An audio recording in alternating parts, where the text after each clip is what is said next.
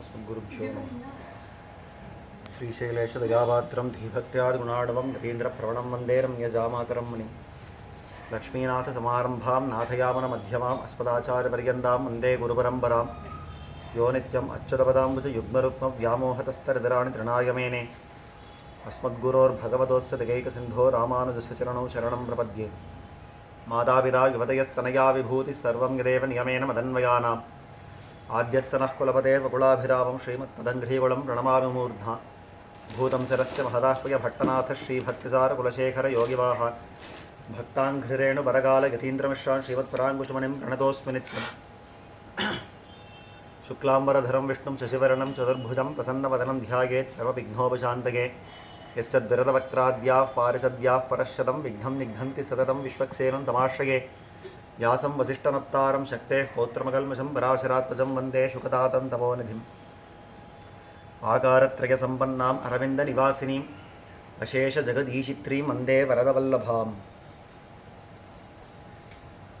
ஸ்ரீயப்பதியான சர்வேஸ்வரன் பலவிடங்களிலும் கோவில் கொண்டு அர்ச்சாவதார ரூபமாக நம்மெல்லோரும் உஜ்ஜீவிக்கிறதுக்காக தான் எழுந்தருளியிருக்கிறான். எம்பெருமானை குறிக்கிறச்சேவே அவனுக்கு உண்டான அசாதாரண லட்சணத்தை சொல்லும்போது வேதங்கள் உட்பட எல்லா பிரமாணங்களும் அவனை காட்டுற போது ஸ்ரீயப்பதிஹி பெரிய பிராட்டியாருக்கு கணவனாக இருக்கிறவன், சுவாமியாக இருக்கிறவன் அப்படின்னு தான் அவனுடைய அசாதாரண லட்சணத்தை காட்டுறது. அசாதாரண லட்சணம்னா அவனை தவிர வேற யாருக்கும் பொருந்தாத ஒரு லட்சணம். அப்பேற்பட்ட ஒரு விஷயத்தை காட்டுறச்சே அந்த எம்பெருமான் ஸ்ரீயப்பதியாக இருக்கிறான் அப்படின்றது ஒரு பெரிய பரத்வ லட்சணமாக இருக்குது. எல்லார காட்டிலும் அவன் மேம்பட்டவனாக இருக்கிறான் அப்படின்றதுக்கு தான் மகாலட்சுமிக்கு கணவனாக இருக்கிறான் அப்படின்றது ஒரு அடையாளம்.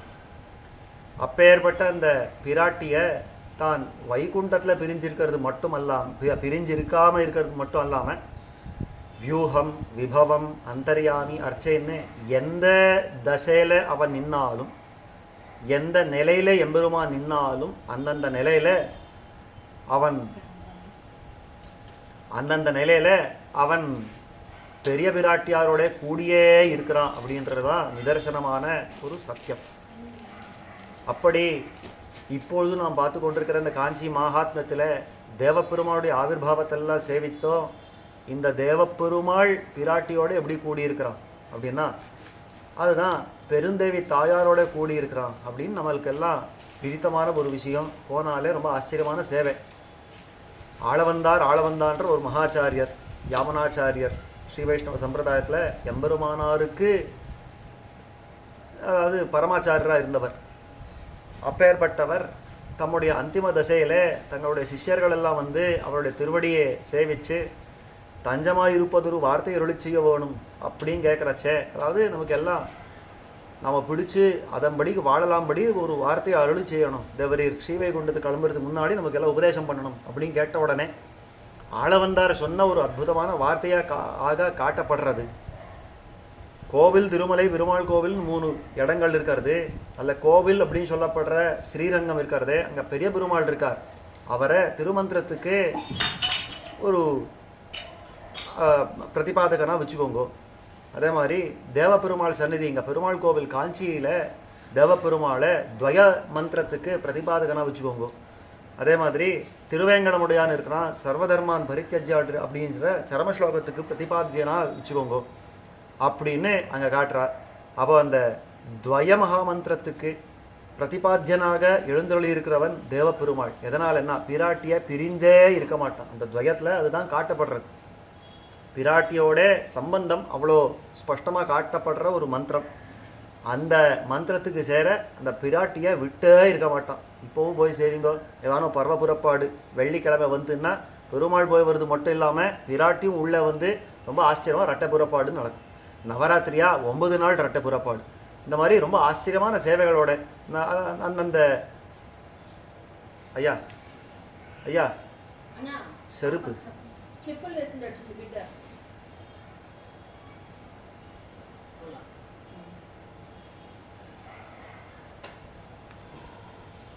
அப்போ அந்தந்த புறப்பாட்டுகள் அந்தந்த இடங்களில் பிராட்டியோட தான் அனுபவிக்கிறது அப்படிங்கிறது பிரசித்தமாக பார்க்குறோம் இந்த தேவப்பெருமாள் கிட்ட. அந்த மாதிரியாக இருக்க அந்த பெருந்தேவி தாயார் எப்படி ஆவிர்வவிச்சா. பெருமாள் ஆவிர்வவிச்சதெல்லாம் பார்த்துட்டோம். அந்த பிராட்டி எப்படி ஆவிர்வவிச்சா, பெருந்தேவி தாயார் எப்படி வந்தா, எப்படி தேவபெருமாளோட சேர்ந்தா, அந்த சரித்திரம் தான் இன்னைக்கு நமக்கு அனுபவிக்க பிராப்தமான ஒரு விஷயம். 22வது அத்தியாயத்தில் அதை சொல்றார் நாரதா. வாமனானுக்னியா ராஜன் காமகோஷ்டே பிருகுஸ்ததः சகார காமிகாமிஷ்டிம் இந்திரா பிரீத்தி காரணாத்து அப்படின்னு. இது முன்னாடி இந்த பிருகு முனிவர் வாமனன் கிட்ட தபஸ் பண்ணி அவர்கிட்ட வரங்கள் எல்லாம் கேட்டதெல்லாம் பார்த்தோம். அவன் இந்த வாமனன் தான் தனக்கு நின்னான், இருந்தான், கிடந்தான்னு 3 நிலைகளையும் காட்டினது. அதே மாதிரி 3 யுகங்களில் இருந்த 3 வர்ணங்களோட தான் இருந்தபடியே காட்டினது. இதெல்லாம் பார்த்தோம். பவளவண்ணனுடைய ஆவிர்வாவங்கள் எல்லாம் நேற்றைய தினம் அனுபவித்தோம். அதை முடிச்சுட்டு பிருகு முனிவர் தன்னுடைய காமிகா இஷ்டி, அதாவது இந்த புத்திரகாமேஷ்டி தான் ஆரம்பித்தார் அப்படின்றத காட்டுறாங்க. சகார காமிகாமிஷ்டி இந்திரா பிரீத்தி காரணாத்து, மகாலட்சுமியை தான் வசப்படுத்தணும், தன்னுடைய பெண்ணா தான் பெறணும் அப்படின்றபடியாலே அந்த யாகத்தை ஆரம்பித்தார்.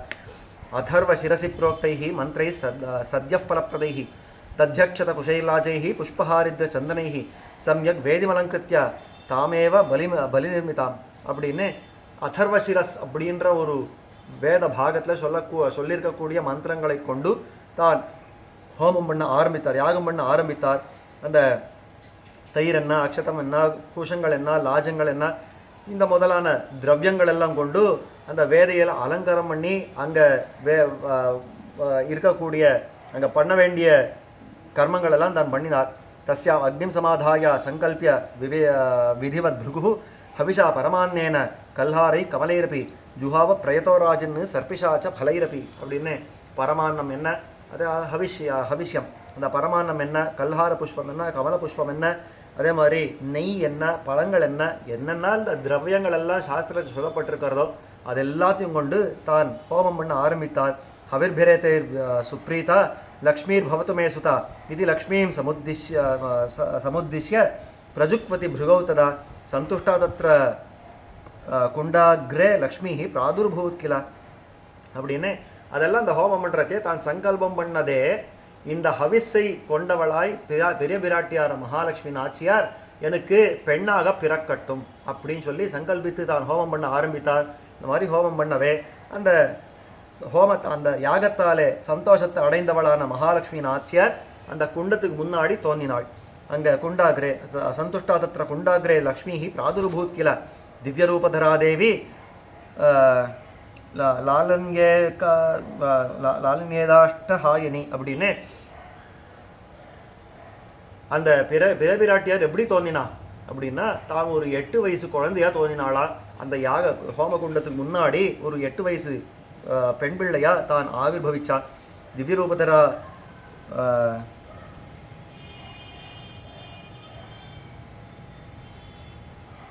திவ்யரூபதரா திவ்ய புஷ்பச்சந்திர மண்டிதா தஸ்யாந்தோ ஜாதமாத்ராயா அக்னிகுண்டாத் பிருகோர் மகே புஷ்பவிருஷ்டி மகத்தியாசீது அந்தரிக்ஷாத்து சுபாஸ்வரா அப்படின்னு. இந்த பெண் பிள்ளை அங்கே ஆவிர்வவிச்ச உடனே அவள் திவ்யமான அலங்காரங்களோட ஆவிர்வவிச்ச மாத்திரத்தில் ஒரு பெரிய புஷ்பவிருஷ்டி உண்டாயித்து அப்படின்னு காட்டுறா.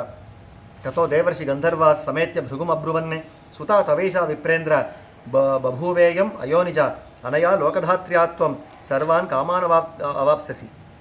எல்லாம் அந்த பெரிய பிராட்டியார் அங்கே ஆவிர்வவிச்ச உடனே, பெண் பிள்ளையா ஆவிர்வவிச்ச உடனே எல்லா தேவதைகள் எல்லாம் சுற்றி வந்து நின்னா. அந்த அங்கே வந்து நின்று தேவர்கள் என்ன, ரிஷிகள் என்ன, கந்தர்வர்கள் என்ன எல்லாரும் வந்து இந்த பிருகுவை ரொம்ப ஸ்லாகிக்க ஆரம்பிச்சா. ரொம்ப சந்தோஷம். பிருகு முனிவரே, மகாலட்சுமி நாச்சியாரே உங்களுக்கு பெண் பிள்ளையா இந்த யாகத்தில் பிறந்திருக்கிறான்னா சாமானியமான ஒரு வைபவம் அது அப்படின்னு ரொம்ப சந்தோஷமா அவர் அந்த பிருகுமுனிவரை நான் ஸ்தோத்திரம் பண்ணினார். அனையா லோகதாத்ராத்வம் சர்வான் காமானாவசசி, இவளை எப்போ பெண் பிள்ளையா பெத்தீரோ அதனாலேயே உங்களுக்கு வேண்டித்தெல்லாம் நீர் அடைஞ்சிருவீர் அப்படின்னு காட்டி. இத்தியுக்தா சம்பிரஷ்டாஸ்தே புனர்ஜக்முர் யதாகதம் வாமனோபி சுமுத்வீக்ஷ தாங் கன்யாம் கமலேக்ஷனாம். அவன் எல்லாம் இந்த மாதிரி ஸ்தோத்திரம் பண்ணி கிளம்பி போயிட்டா. உடனே இந்த வாமனர் பக்கத்தில் இருந்தார் இல்லையோ, அந்த வாமனம் பார்த்தார். ரொம்ப சந்தோஷம், பெரிய பிராட்டியார் இந்த மாதிரி வந்துட்டா அப்படின்னு பார்த்தவர். தாங் கன்யாம் கமலேக்ஷனாம் பிரஹர்ஷம் அதுலம் லேபே பிருகுஞ்செய்வம் உவாச்சகா. ரொம்ப ஹர்ஷத்தை அடைந்தவராய் பிருகுமுனிவருக்கு இப்படி சொன்னார். என்ன சொன்னார்னா, சுதா பூத்வா தபோத்பன்னா சைவ தேவி கிலாதுனா யாரோஷாத் பூர்வம் அசபத்து பவந்தம் கிருத கில்விஷம் உம்மை முன்னாடி சாபமிட்ட அந்த மகாலட்சுமி நாச்சியார் இருக்காளே, அவள் தான் இப்போ உம்முடைய பெண் பிள்ளையா இந்த ஹோமத்தில் பிறந்திருக்கா, இந்த யாகத்தில் பிறந்திருக்கிறா அப்படின்னு சொன்னவர். க்ஷேத்திரஸ்யாச பிரபாவேன பக்தியாச்ச தவ சுப்ரதா. எப்படி பிறந்தான்னா 2 காரணம். உம்முடைய பக்தியை பார்த்து மெச்சி இவள் இங்கே பிறந்திருக்கா இந்த மகாலட்சுமி நாச்சியார். இன்னொன்று இந்த க்ஷேத்திரத்துடைய மாஹாத்மியம், நீ பண்ண யாகம் பலிக்காம போகல, அவள் பிறந்துட்டா அப்படின்னு காட்டி பபூவத்வை சந்துஷ்டா பிருஜமிஷ்டியா காமியா அபூதியம் மகாலட்சுமி யதஸ்தவ சுதாபிருகோ அதோ நாம்னா பார்கவீதி லோகே ख्यातिं गमिष्यति திஷ்டியாத்வம் கிருதகிருத்யோசி முக்தசாபஸ்ச நிர்விருதா அப்படின்ற. அப்போது இந்த பெண் பிள்ளை மகாலட்சுமி நாச்சியார் இந்த பெண் பிள்ளையை உங்களுக்கு பிறந்திருக்கிறபடியாலே உங்ககிட்ட இந்த பக்கத்தில் இருக்கிற அந்த சந்தோஷத்தோட இவள் பிறந்திருக்கிறபடியாலே உமக்கு எல்லா மங்களங்களும் உண்டாருது. அபூதியம் மகாலட்சுமி யதஸ்தவ சுதாபிருகோ அதோ நாம்னா பார்கவீதி லோகே ख्यातिं गमिष्यति.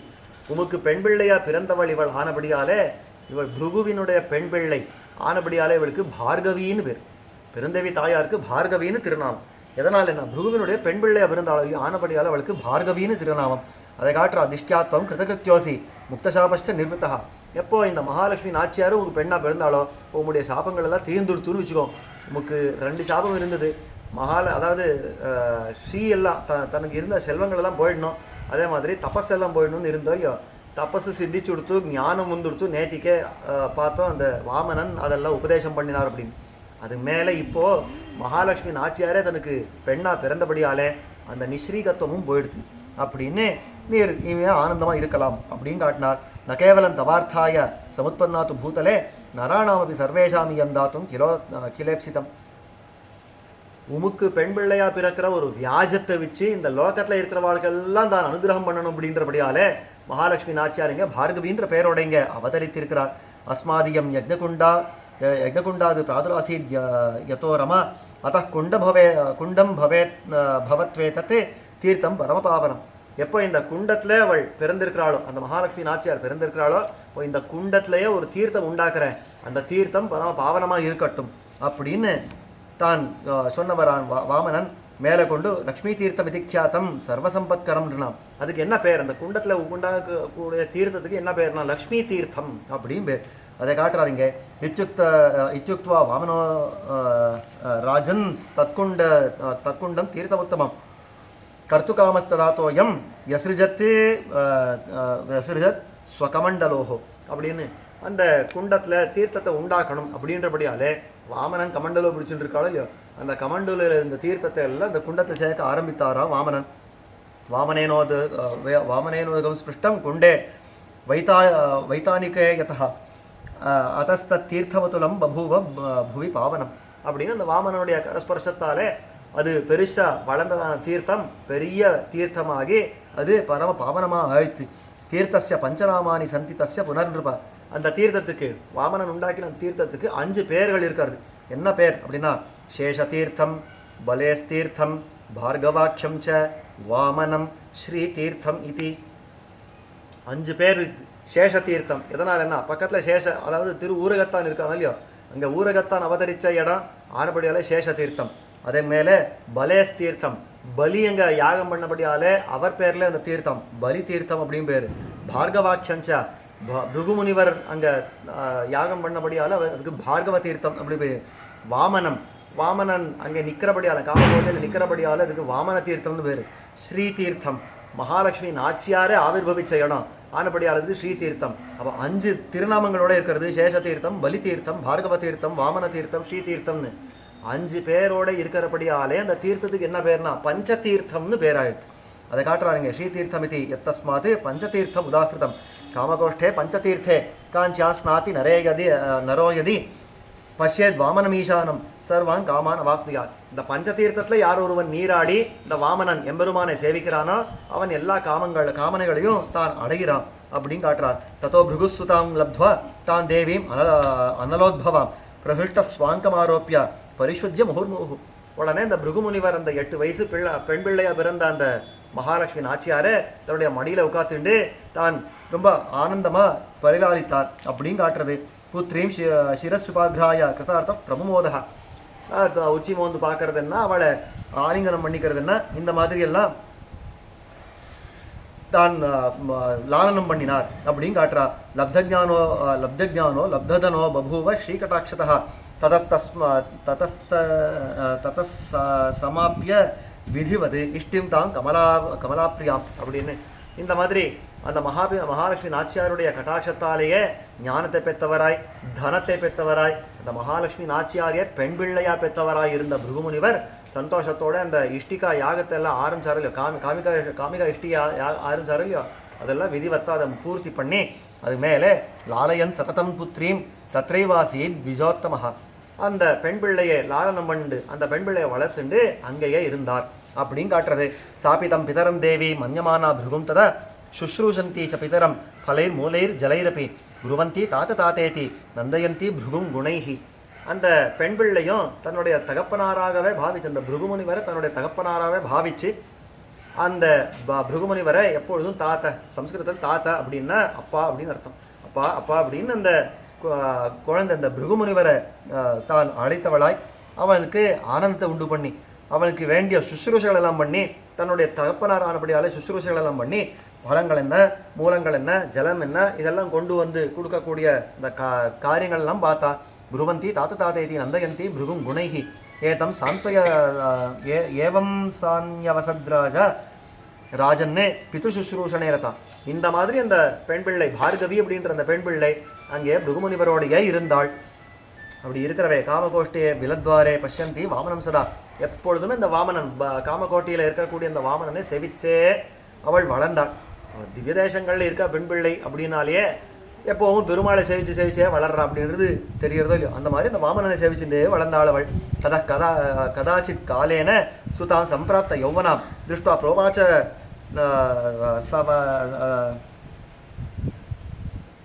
சகனம் பிருகுஸ்த தத் பிரியகாமியா அப்படின்னு.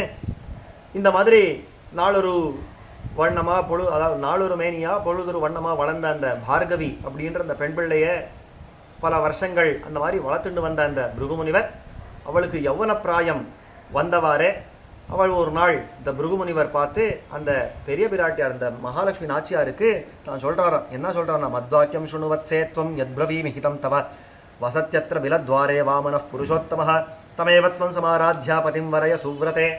பெண் பிள்ளாய், நான் உன்னை கல்யாணம் பண்ணி கொடுக்குற வயசு உனக்கு பிராப்தமாச்சு. இனிமே நான் உனக்கு வரனை தேடணும். நான் ரொம்ப சௌக்கியமாக ஒரு வரனை தேடி வச்சிருக்கேன்னு அர்த்தம். யாருன்னா, இங்கே நீ நித்திய சேவிக்கிறிய வாமனன், அவர் தான் உனக்கு வரன். அந்த வாமனனை போய் நீ சேவிச்சு அவனை கல்யாணம் பண்ணிக்கோ, அவனை நீ விவாகம் பண்ணிக்கோ அப்படின்னு காட்டுறா. அதாவது தமேவத்தம் சமாராத்திய பதிம் வரைய சுப்ரதே, அவனை ஆராதனம் பண்ணி அவனுக்கு வேண்டிய தபஸ்கள் எல்லாம் பண்ணி அவனையே பத்தியானி அடைவாய் அப்படின்னு காட்டின உடனே விருதே தஸ்மின் ஸ்வயா தேவே சோபி துவாம் உத்வஹிஷ்யதி வாமனேன கிருதோத்வாஹாம் திருஷ்டுவா துவாம் வரவர்ணினீம் கிருதார்த்தோகம் பிரசிஷ்டச்ச பவேயம் நாத்திர சம்சயா அப்படின்னு அந்த வாமனனும் நீ கேட்ட உடனே ஏத்துண்டுவர். ஏன்னா மகாலட்சுமி நாச்சியார் அப்படின்னு பிறந்திருக்கிறச்சே பெருமாள் விட்டுடுவார். அப்போது அந்த பெருமாள் ஏத்துண்டுவர். ஆனபடியாலே உங்கள் ரெண்டு பேரும் இங்கே சேவிச்சுண்டு நான் ஆனந்தமாக இருக்கிறேன் அப்படின்னு சொன்ன உடனே இது பிருவாணச பிதுர்வச்சனம் தத் சுபானனா சுத்வா சம்ஹிருஷ்டவதனா பிரணம்ய பிதரம் முதா அப்படின்னு இந்த வார்த்தையை கேட்ட உடனே ஒரு ஆனந்தத்தோட அவள் அந்த பிருகுமுனிவரை பார்த்து சரி அப்படின்னு சொல்லி தான் அந்த மாதிரி சேவை பண்ண ஆரம்பித்தாள். சிசேவே வாமனம் கத்வா பரையா குணசம்பதா ஆத்மானம் உபசேவந்தீம் பதிகாமாஞ்ச பார்கவீம் உத்வீக்ஷ வாமனோ லக்ஷ்மீம் உவாச்ச வச்சனந்ததா. அந்த மாதிரி வாமனனை சேவித்தவளா நின்ன அந்த மகாலட்சுமியை பார்த்து வாமனன் சொன்னான், பிராட்டியே, நீர் இந்த மாதிரி என்னை கேட்காமலே ஒரு சாபத்தை இட்டீர் பிருகுமுனிவருக்கு. ஆனபடியால் உமக்கு இது ஒரு தண்டனை, இந்த மாதிரி பிறக்கணுன்றது ஒரு தண்டனை. இந்த தண்டனை போகணும்னா என்ன பண்ணணும், அந்த தண்டனை போகணும்னு என்ன பண்ணணும்னா மேல் கொண்டு அந்த ஹஸ்திசைலம் இருக்கிறதோ இல்லையோ அங்கே பின்னாடி அந்த ஹஸ்திசைலத்தில் தேவபெருமாள் இங்கே வந்து நிற்கிறார். அந்த தேவபெருமாளை ஒரு வருஷம் காலம் அங்கேயே இருந்து தபஸ் பண்ணி அந்த தேவபெருமாளை அனுவர்த்தனம் பண்ணும். அப்போது உமக்கு கல்யாணம் பண்ணிப்போம் அப்படின்னு இங்கே காட்டுறார். அதை மேல் கொண்டு காட்டுறார். உத்வீக்ஷ வாமனோ லக்ஷ்மி உவாச்ச வச்சனந்ததா துவயா விசிந்திதம் காமம் அகம் ஜானாமி பார்கவி யமர்த்தம் துவம் இஹோத்விஷ்ய மாம் அர்ச்சயசு சுப்ரதே. நீ எதனால் வந்து என்ன அர்ச்சிக்கிற அப்படின்றது எனக்கு தெரியும். இருந்தாலும் தஸ்யைவார்த்தஸ்ய லாபாய சுணு வக்ஷாமி தே ஹிதம். அந்த லாபம் ஒன்று அடையணும், அதாவது நான் உன்னை கல்யாணம் பண்ணிக்கணும்னா நான் சொல்கிறேன், உனக்கு ஹிதத்தை சொல்கிறேன், அதை கேள். என்ன பண்ணணும்னா ஸ்வேதத்வீபே புராவிப்ரம் மத்பக்தம் சமுபாகதம் மதாக்னியா வினாரோஷாது அசவத்வம் யதோ பிருகும் அதோஹமேவ ரோஷாத்வம் தசைவாக்கார கரவம் சுதாம். நீயே அந்த ஸ்வேத தீபத்தில் இருக்கிற காலத்தில் என்னுடைய பக்தனான அந்த பிருகுமுனிவரை என்னுடைய ஒரு ஆணை இல்லாமல், என்னுடைய ஒரு அனுமதி இல்லாமல் நீர் சாபமிட்டு தள்ளி ஆனபடியால் உங்கள் பேரில் இருக்கிற ஒரு கோபத்தாலும் உங்களுக்கு இந்த தண்டனை என்னன்னா, அந்த பிருகுமுனிவருக்கே நீர் பெண் பிள்ளையாக இருக்கணுன்றது என்னுடைய ஆணை. அப்படி தான் பிறந்திருக்கேன். அதோஹமேவ ரோஷாத்வம் தசைவாகரவம் சுதாம் ததத்ய ஹஸ்திசைலாகிரே வரதம் மாம் உபஸ்திதம் சம்பூஜயஸ்வ கமலைர் வருஷமேகம் நிரந்தரம் அப்படின்னு ஆனபடியால் நீ என்ன பண்ணணும் அப்படின்னா, இப்போ நான் சைலத்தில், அதாவது அந்த ஹஸ்தி மலையில் நான் தேவபெருமாளாக நிற்கிறேனோ இல்லையோ, அங்கே வந்து என்ன அர்ச்சனை பண்ணணும், ஒரு வருஷ காலம் எனக்கு பூஜை பண்ணணும் அப்படின்னு காட்டினார் பெருமாள். தேனாகம் சுப்ரசன்னஸ்தே பாணிம் கிருண்ணாமி சோபனை. அந்த மாதிரி ஒரு வருஷ காலம் நீங்கள் பூஜை பண்ணாயானால் நான் உன்னை வந்து கல்யாணம் பண்ணிக்கிறேன் அப்படின்னு காட்டுற பெருமாள். இத்யுக்தாசா சதா ததா தேன வாமனேன மகாத்மனா பிரணம்ய வாமனம் தேவம் யயோ ஹஸ்திகிரிம் பிரதி புத்ரியாசக பிருகுஷ்சாப்பி பிரயோ வாமனாக்னையா. இந்த மாதிரி அப்படியே ஆகட்டும் அப்படின்னு வாமனனை சேவிச்சவளாக இருந்த பார்கவியானவள் இந்த ஹஸ்திமலையை நோக்கி போனாள். வாமனுடைய ஆணைக்கு இணங்க பிருகுமுனிவரும் தன்னுடைய பெண் பிள்ளையோடு அங்கே போய் நின்னா. அங்கே ஹஸ்திசைலம் அந்த பெருமாள் கோவில் பக்கத்துலேயே அங்கே ஆசிரமத்தை ஒரு நிர்மாணம் பண்ணி ஒரு வருஷ காலம் அங்கே இருந்தா. தத்திர நிர்மாய விபுலம் சரஃப் பரமபாஸ்வரம் ததுத்தைச்ச ஹேமாப்ஜைஹி அரசயாமாச கேசவம். அங்கேயே ஒரு பெரிய குளத்தை வெட்டினா. அந்த குளத்தில் பொன்னான தாமரைகளெல்லாம் பூக்குமா. அந்த மாதிரி அந்த பொன்னான தாமரைகளெல்லாம் கொண்டு போய் ஒரு வருஷம் காலம் அந்த எம்பெருமானை சேவித்திருக்கிறாள் பிராட்டியார். வரதம் ஹஸ்திசைலாகிரே திஷ்டந்தம் சர்வகாமதம் தத சம்வத்சரஸ்யாந்தே வரதோ பக்தவத்சலா ஜக்ராஹ பாணிம் பார்கவ்யாக பிரசன்னேனாந்தராத்மனா அப்படின்னு அந்த விஷயம் காட்டுறது. அந்த சரஸ் இருக்கிறது, அந்த பெரிய குளம் வெட்டினார். அந்த பிராட்டியாரும் பிருகுமுனிவரும் அந்த பெரிய குளம் வெட்டி அங்கே தான் ஒரு பொன்னான தாமரைகள் எல்லாம் கொண்டு அர்ச்சனை பண்ணான்னு சொன்னோமே, அந்த குளம்தான் பொத்தாமரை குளம் அப்படின்னு இன்னைக்கு பிரசித்தமாக கொண்டாடப்படுறது. பெருமாள் கோவில் பின்பாகத்து போகணும். அந்த பின்பக்கத்தில் போனால் ராஜகோபுரம், பின்பக்கம் ராஜகோபுரம் இருக்குது, கிழக்க ராஜகோபுரம், அதுக்குள்ளே இருக்கிற குளம் தான் பொத்தாமரை குளம். அந்த பொத்தாமரை குளம் அப்படின்ற இடத்துல தான் பிராட்டியார் இந்த பூத்த அந்த தாமரை பூக்களெல்லாம் கொண்டு பெருமாளை அர்ச்சனை பண்ணிருக்கா ஒரு வருஷ காலம்.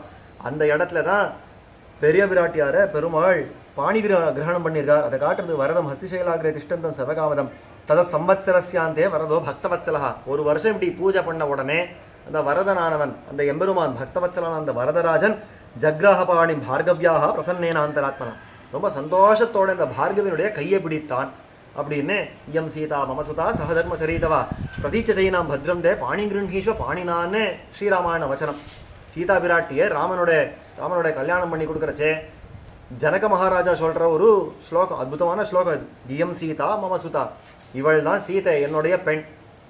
இது வியாக்கியானம் ரொம்ப விபுலமான வியாக்கியானம், ரொம்ப அத்தியுதமான வியாக்கியானமாக இருக்குது. இயம் சீதா, ராமன் எங்கேயோ அங்கே பார்த்துட்டு இருந்தானா, ஜனகர் பார்த்தார் இயம் சீதா, அங்கங்க பார்க்காது, இங்கே இருக்கா சீதை, இதோ பார் இயம் சீதா.